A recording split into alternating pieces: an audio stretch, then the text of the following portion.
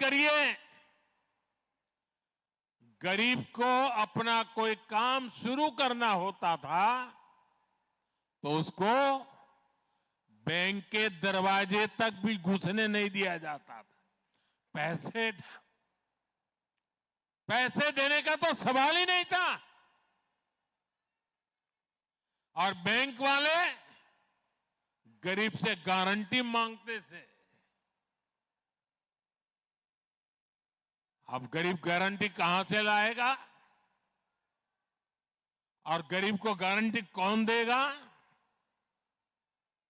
तो गरीब मां के बेटे ने तय कर लिया कि हर गरीब की गारंटी मोदी देगा।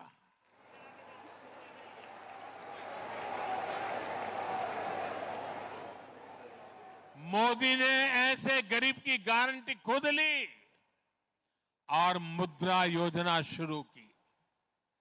आज मुद्रा योजना से करीब करीब 32 लाख करोड़ रुपए, यह आंकड़ा जो हमें रोज गालियां देते रहते हैं ना, उनको जब 32 लाख लिखना है तो कितने जीरो होते हैं ये भी समझ नहीं है। ये जीरो सीट वालों को ये समझ नहीं आएगा। 32 लाख करोड़ रुपया बिना गारंटी को दिए गए हैं। मोदी ने गारंटी ली है। साथियों, रेहड़ी, ठेले, फुटपाथ पर काम करने वाले हमारे साथियों को सहायता देने वाला भी पहले कोई नहीं था। वो बेचारा सुबह अगर सब्जी का ठेला चलाता है तो किसी साहूकार से 1000 रुपये लेने जाता था। वो 1000 लिखता था, 900 देता था। वो दिन भर मजदूरी करके कमा करके शाम को जब पैसे देने जाता था फिर वो 1000 मांगता था। अब बताइए वो गरीब बेचारा क्या कमाएगा, बच्चों को क्या खिलाएगा? हमारी सरकार ने स्वनिधि योजना से उनको भी बैंकों से मदद दिलवाई। फुटपाथ पर बेचना रहा, लारी में माल बेचवा वाला, बता ने इस वर्ष के बजट में तो ऐसे साथियों के लिए हमने एक विशेष क्रेडिट कार्ड देने का भी ऐलान किया है। हमारे विश्वकर्मा साथी जो हर राज्य में, हर गांव शहर में रोजमर्रा के किसी ना किसी काम से जुड़े हैं, उनके लिए भी पहली बार सोचा गया। देश भर में हजारों हजार ऐसे साथी आज पीएम विश्वकर्मा स्कीम के तहत ट्रेनिंग ले रहे हैं। उनको आधुनिक टूल दिए जा रहे हैं, उनको नई नई डिजाइन सिखाई जाती है और इस काम को आगे बढ़ाने के लिए उनको धन भी दिया जाता है, पैसे भी दिए जाते हैं। अपने परंपरागत काम को वो आगे बढ़ा रहे हैं और यही तो सबका साथ सबका विकास है। ऐसे ही प्रयासों के कारण बीते दशक में 25 करोड़ भारतीय गरीबी हटाओ के नारे 50 साल तक देश सुन सुन करके थक गया था। देशवासियों के कान पक गए थे। दरेक चूंटणी આવે એટલે ગરીબી હટાओના ભાષણો થતા હતા। ગરીબી હટતી નહોતી। તમે મને એવો ગળ્યો કે ત્યાં જઈને એવો હું કામે લાગી ગયો। आज 25 करोड़ से ज्यादा लोग मेरे भारत के गरीब परिवार 25 करोड़ से ज्यादा गरीब गरीबी से बाहर निकले हैं। साथियों, यहां सूरत में बड़ी संख्या में हमारे मध्यम वर्ग के परिवार रहते हैं।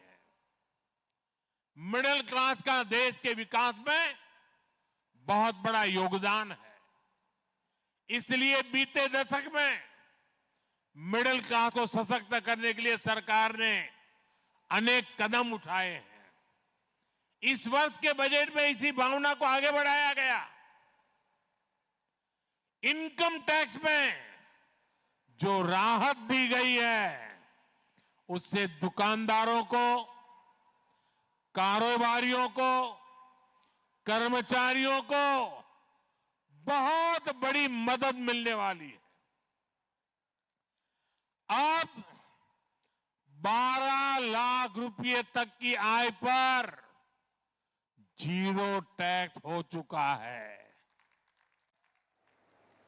किसी ने सोचा तक नहीं था। ये हमने करके दिखाया है। और इतना ही नहीं, जो नौकरी पेशा लोग हैं, उनको तो 13.25 लाख तक अब कोई टैक्स नहीं देना पड़ता। जो टैक्स स्लैब है, उनको भी नए सिरे से बनाया गया है। इसका फायदा हर टैक्स पेयर को होगा। यानी अब देश के, गुजरात के, सूरत के मिडिल क्लास परिवारों के पास ज्यादा पैसा बचेगा। ये पैसा वो अपनी जरूरतों पर खर्च करेगा। इसे वो अपने बच्चों के बेहतर फ्यूचर पर लगाएगा। साथियों, सूरत उद्यम करने वालों का शहर है। यहां बहुत बड़ी संख्या में छोटे बड़े उद्योग हैं, एमएसएमईज हैं। सूरत लाखों लोगों को रोजगार देता है। हमारी सरकार आज लोकल सप्लाई चेन को मजबूत बनाने में जुटी है। इसलिए एमएसएमईज को बहुत अधिक मदद दी जा रही है। सबसे पहले हमने एमएसएमईज की परिभाषा बदली। इससे एमएसएमईज के लिए अपना विस्तार करने का रास्ता खुला। इस वर्ष के बजट में इस परिभाषा में और सुधार किया गया है। बीते वर्षों में हमने एमएसएमईज के लिए लोन लेने की प्रक्रिया को आसान किया है। एमएसएमईज के लिए 5 लाख रुपए की सीमा वाले विशेष क्रेडिट कार्ड देने की घोषणा इस बजट में की गई है। इससे एमएसएमईज को बहुत मदद मिलेगी। हमारा प्रयास है कि हमारे एससी एसटी वर्गों के हमारे युवा ज्यादा से ज्यादा संख्या में उद्यमी बने, एमएसएमई सेक्टर में आए। इसमें मुद्रा स्कीम ने बड़ी भूमिका निभाई है। इस वर्ष के बजट में पहली बार उद्यम करने वाले ऐसे वर्गों के साथियों को 2 करोड़ रुपए का लोन देने की घोषणा की गई है।